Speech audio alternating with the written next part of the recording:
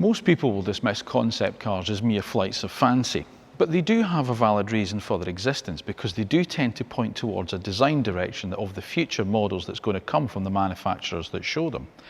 Now, most of them tend to come from some quite exotic nameplates: Jaguar, Aston Martin, Ferrari, Porsche, or they're attached to a big Italian design house: Pininfarina, Zagato, Bertone. But the concept car I'm going to show you today comes from a slightly more attainable brand. And it is very relevant indeed, because this one is from Vauxhall. And if being a Vauxhall wasn't attainable enough, this one is a Corsa. Welcome to this week's edition of Sneak Peeks. Welcome to the Vauxhall Corsa Vision GSE Gran Turismo. And as always, welcome to AutoEV.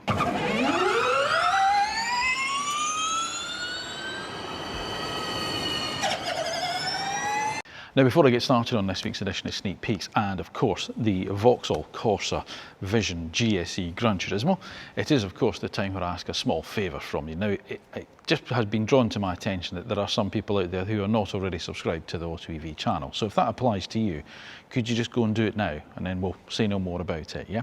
And then when you've done that, make sure you then turn on your notifications so you get an alert when the next video is uploaded and it's gone live. Once you watch the video, if you enjoy it, obviously I hope you do, make sure you give it a thumbs up, and as always, let me know your thoughts in the comment section down below. Let me know what you think about the cars that feature on the channel, such as, well, this concept car from Vauxhall, and of course on the AutoEV channel overall. Now, I have to admit something, I'm not much of a computer gamer, really, in fairness, but I do also understand the sort of the influence, and dare I suggest the synergy that has existed between sort of like motor racing games and the automotive industry. And this one is featuring in one of the biggest of them all, Gran Turismo, hence the name. But it's more than just a flight of fancy from Vauxhall. This is a showcase car that's going to showcase various elements of future production models. It's going to showcase future design direction. It's also showcasing materials, and it's also a big sort of like banner, a flag waver, if you will, a halo model perhaps, for the GSE brand, which is their sporting brand throughout electrification as we move forward into it. So there is an awful lot to sort of like digest with this concept as well. And as I say, it's not just sitting here making it look pretty on a motor show stand. There's real reason why this exists, and that's what we're going to talk about today.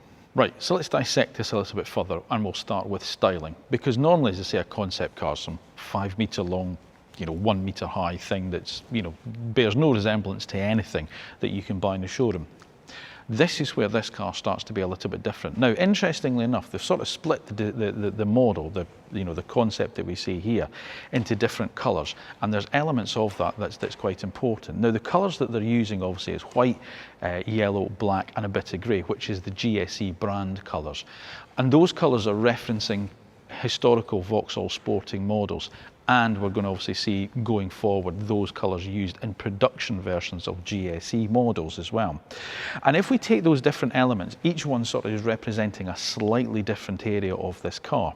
And the white one's the most important when we talk about the styling of it, because the white area of the car is effectively the one that hints at a future production model. And given the fact that the car is called Corsa, well, I don't think you need to be a genius to understand what model that it's hinting at. So if we take the white element of it, that's exactly what you're sort of seeing hints of where the future of the Corsa model might actually go. And there's a lot to talk about around the front. And of course, you've got your illuminated sort of like griffin here, but there's more prominent sort of like compass design, as they say, the visor graphic that Vauxhall have had for a little while now, and you can see the elements of where it comes from, like the Grandland, the two sort of like side running lights there, and then this sort of like illuminated bar that runs through, and then you've got the illuminated sort of like north to south compass there. But then that then translates into that sort of like central spine, which moves into the interior of the car. So that's an important part of it. It's a compact car as well. As I say, it's not some long, elongated sort of like flight of fancy supercar. It is super mini size in terms of its actual floor plan, as long as you take away sort of like the extra wide track type of thing. But you are seeing hints of what could come from a future Vauxhall Super Mini. Now, there's aero work at play here as well, and obviously this is part of the yellow section here. So of course the airflow comes up underneath here, and then comes up and then goes over the car there. And then we'll obviously see the elements of the yellow at the back with the diffuser and rear wing on the car. Moving on to sort of like the black parts here, so as well as your sort of like big splitter on the front with this sort of like the black area here, you've got these extra wings, if you like, that come out the side here. Now these are a bio material that's made from flaxseed, believe it or not. So there's a lot of sustainable materials used in the car, and again, that's a hint at where Vauxhall are going in terms of materials being used. So there is sustainable carbon fibre, recycled carbon fibre that comes from flax seeds. Quite interesting, I think. And then, of course, as I say, you've got your, your hint of super mini sort of like bodywork around the rest of it. But there's more to it than that. There's more sort of like hints from Vauxhall's heritage around the car, which aren't visible at first, but as soon as you start to see them, they become quite prominent. Now, those historic design elements I was talking about, believe it or not, is the triangle. And you might be thinking, what's the triangle got anything to do with things? Think about the old Opel Manta 400 rally cars. They had triangular vents on the bonnets. And you'll see elements of this in sort of like aerial view. You'll see lots of triangle shapes on it. That's what I mean. It's referencing historical and important Vauxhalls from the past. The triangular shape of the wheels, the three-spoke wheel design from the Nova SR and the Corsa GSI. That's what I'm talking about. They're really sort of like leaning on their heritage to look forward. And I really like that, but they're doing it in a very, very modern way. Now, as I say, this white element here that you see is sort of almost indicating where the future of Corsa might go. And of course, Corsa, along with Nova, which is obviously the car that we had originally in the UK, has been a forefront of the UK sort of like small car scene, since the 1980s. And obviously it's a huge part of Vauxhall's future going forward. And of course the Corsa Electric is UK's best-selling electric super mini. So, there's a lot riding on sort of like the future of the small car, which is why they've used that as the basis obviously of the concept. So, GSE, what's that? So, you've got Grand Sport Electric. That is effectively the GSE badge moving forward, is going to be sort of like, Vauxhall's performance arm. They're going to make much more about it. They did a little bit in the past with plug-in hybrids, but as we move forward, we're going to see that as being sort of like the performance brand of Vauxhall through electrification. And of course, we've already seen the Mokka GSE. So as I say, and that's not going to be the only GSE that we see. There's going to be more of them as well. Of course, you get this really nice small sort of like door mirror here. Now, as much as it's sort of like saying this is sort of like a concept car and it's from the computer game industry, it is still a showcase of what could happen in the future. So perhaps mirrors could get smaller again despite legislation, because obviously we've got things such as blind spot monitoring, we've got sort of like certain cameras around cars and things to bring more into sort of the driver's attention. And a lot of that's shown in the interior of this car, which I'm going to show you just a little bit later on. Now, we'll talk about sort of like the mechanical setup of the car shortly, but basically it's twin motors. So you've got dual motors, one at the front, one at the back, giving a combined power output of 800 horsepower. And you might think that, well, what's the point? You could give it 1 billion horsepower because it's part of the gaming industry. Well, no, because to appear in Gran Turismo, it has to fit within the realms of the cars that are in the actual game. So that is one of the reasons why there is actual power outputs mooted on this car and why they're actually quoted. There's a lot more to the gaming industry, and things like Gran Turismo than just meets the eye, than being just, dare I suggest, flight of fancy. And a lot of that's gone into this car. Now, around the back of the car is quite interesting as well, because again, you can see various elements, I think, of Vauxhall's past. There's an element of sharpness there, I think you can see from, dare I suggest it, the old Chevette. I really like that. The way the window comes right to the edge there, and then you've got this kind of like truncated rear end. Of course, you've got your compass at the back of the car as well, the illuminated sort of compass. So you've got your Vauxhall illuminated script, which again we see on production cars, with the tail lights mirroring the sort of like the front lights as well, as the light bar goes across, and then the little things down there. And then of course you've got your vertical lights there, as your compass. Now, aero work's quite important obviously on this car. And in terms of the actual game itself, various racetracks will demand various different bits of aero. We've obviously got the big roof spoiler here. We've also got this huge big rear diffuser. And again, the roof spoiler's in that sort of like triangular sort of like shape, and again, there's sort of like other elements of triangles that you can see all over the car. But these move. So these actually sort of like come out. So again, you've got an element of them, so like for high downforce circuits in the game, that's what you can do. You can bring these out to aid airflow, to make the car slip through the air better and to give greater downforce. Don't think we'll see that in any production car, but I have to admit, active aero is quite cool. Now, of course, the other thing in the game as well that this one does, you can't see it here, is but this will also act as an air brake as well. If you're a Gran Turismo player and you do download this car, you'll be able to use this actually as an air brake as well. But as I say, it's the design of it that I think is really interesting. And as I say, it doesn't look ridiculously far away from, dare I suggest, a production car. Now, obviously, in terms of the interior, first of all, it is a concept. Second of all, it is based on effectively what is a race car type of interior. But you'll notice I am quite short. That does mean, as I say, that I can't really reach the pedals or the steering wheel. However, as much as it's got a fixed bucket seat, you can actually move the steering wheel and pedals towards you. Perfect.